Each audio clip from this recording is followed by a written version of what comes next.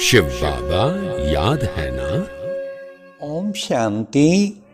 आज सुनते हैं 20 मई 71 के अव्यक्त बाप दादा के मधुर महावाक्य। आज की अव्यक्त वाणी का टाइटल है विधाता वरदाता पन की स्टेज।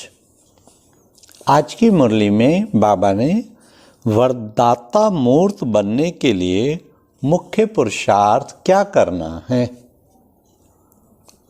फिर बाप दादा ने यह भी स्पष्ट किया, माया तुम्हारा सामना करने का साहस कब छोड़ेगी।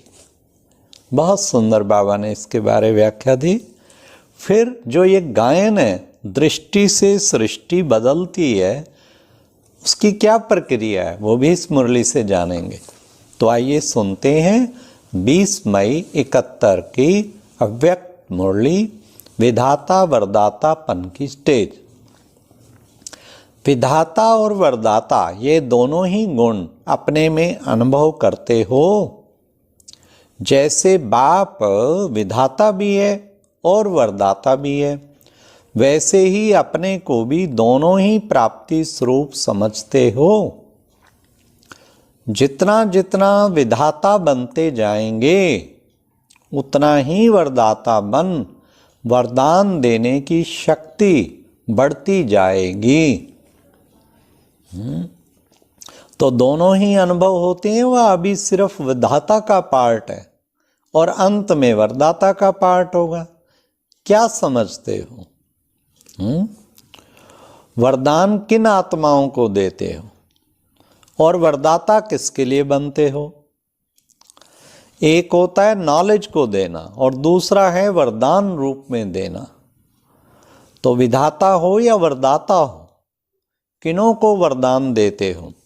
विधाता अर्थात ज्ञान देने वाले तो बनते ही हो, लेकिन कहाँ विधाता के साथ साथ वरदाता भी बनना पड़ता है। और वे कब? अब सुनिए बड़ा ध्यान से। कब?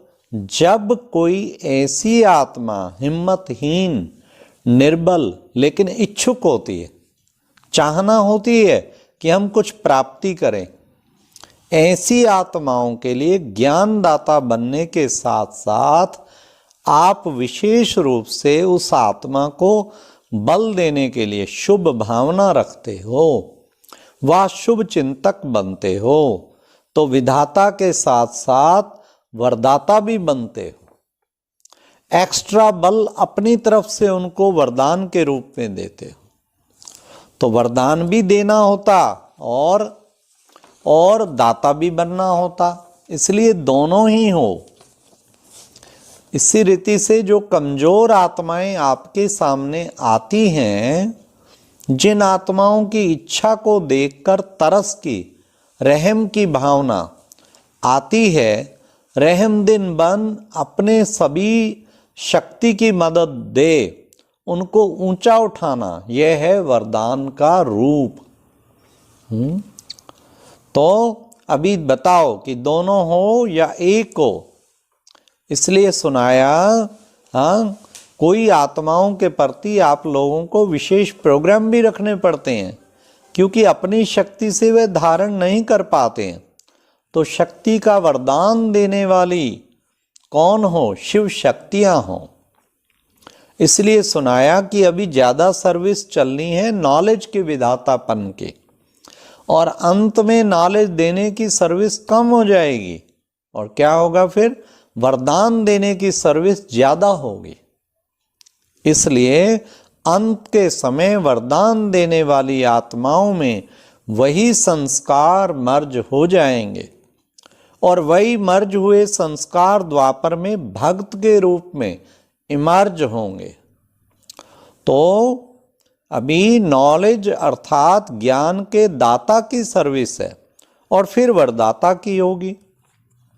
अभी वारिस बनाने की सर्विस है, और फिर होगी फिर प्रजा बनाने की सर्विस।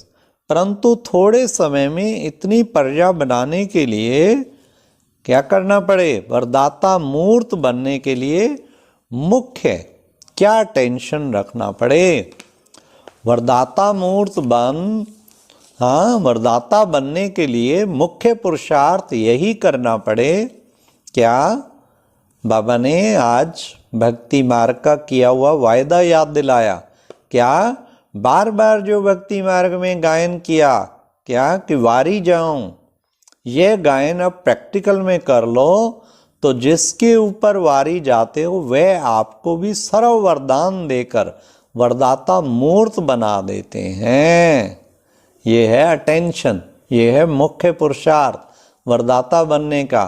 वारी जाना होगा तो हर समय, हर कर्म में, हर संकल्प में यह सोचो कि वारी जाऊं का जो वचन दिया था वह पालन कर रही हूं, वे पालन कर रही हूं। तो इतनी चेकिंग करते हो, एक संकल्प भी किसके प्रति ना हो। जो भी संकल्प उठता है उनमें उसमें बाप के प्रति कुर्बान का, वारी जाने का रहस्य भरा हुआ हो। ऐसी चेकिंग करते रहो तो फिर माया सामना करने का साहस रख सकेगी? कभी नहीं रख पाएगी। हाँ, सामना करने का साहस नहीं रखेगी, लेकिन बार बार नमस्कार कर विदाई लेगी। और दूसरी बात, वरदानी मूर्त बनने के लिए सर्व शक्तियों को अपने में देखना चाहिए कि इतना स्टॉक जमा किया है तो दूसरे को दे सकूं। अगर जमा ही नहीं किया होगा तो दूसरे को क्या देंगे, क्या देंगे? एक होता है कमाया और खाया, और दूसरा होता है जमा करना, और तीसरा होता है जो इतना भी नहीं कमा सकते, जो स्वयं भी चला सके, दूसरे की मदद ले अपने को चलाना पड़ता। कहीं होते हैं ना, बैसाखी चाहिए, किसी का हाथ पकड़ के तब चलते हैं। तो तीसरी स्टेज व दूसरी स्टेज से पार हुए हो, वह है कमाया और खाया, और पहली स्टेज है जमा करना। तो रोज अपना बैंक बैलेंस देखते हो। कईयों के पास होती है ना नेट बैंकिंग, खुद का बैलेंस चेक करना। तो बाबा कहते रोज अपना बैंक बैलेंस देखते हो। बहुत भिखारी भीख मांगने के लिए आएंगे तो इतना ही जमा करना पड़े जो सभी को दे सको। जमा करना सीखे हो। कितना जमा किया है खाते से तो पता लग जाता है ना। अपना खाता देखा है? कई ऐसे भी होते हैं जो निकाल कर खाते जाते हैं, मालूम नहीं पड़ता, फिर जब अचानक खाता देखते हैं तो समझते हैं ये क्या हो गया। ऐसे तो यहां होंगे ही नहीं। अच्छा, जमा किए हुए खाते वाले का विशेष गुण व कर्तव्य क्या दिखाई देगा?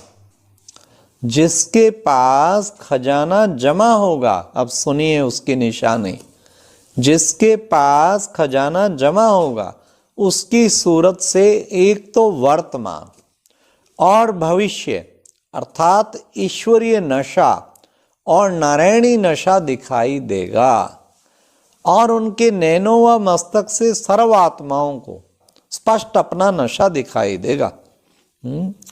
यह जमा होने वाले की निशानी दिखाई देगी। उनकी सूरत ही सर्विसेबल होगी, सूरत ही सर्विस करती रहेगी। तो अपने आप को ऐसा चेक करो कि मेरी सूरत से कोई भी आत्मा को नशा व निशाना दिखाई देता है?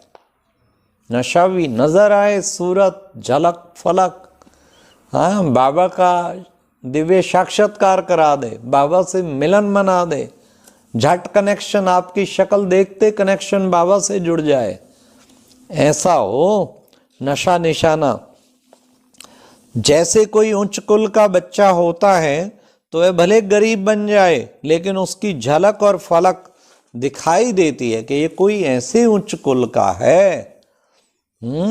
वैसे ही जो सदैव खजाने से संपन्न होगा उसकी सूरत से कभी छिप नहीं सकता। एक बार एक बाबा का विशेष रतन, महान आत्मा, उसका बाय द वे बस में ट्रेवल किया तो टिकट, विचारों में खोया हुआ था ज्ञान के, टिकट लेनी भूल गया। तो बाद में वो चेकिंग में पकड़ा गया। उसने कहा भाई मैं कुछ सर्विस की जिम्मेवारी थी, कुछ ज्ञान के उन विचारों में खो के मेरी माइंड से उतर गया। फिर इंस्पेक्टर के पास उसके पास लेके गए, उसने बताया तो उसने देखते ही कहा ये पर्सनैलिटी विदाउट टिकट वाली नहीं है, इसके वाइब्रेशन इतना रॉयल फेस, ये विदाउट टिकट वाली। छोड़ दिया उसको, बीके था, अनुभव सुनाया।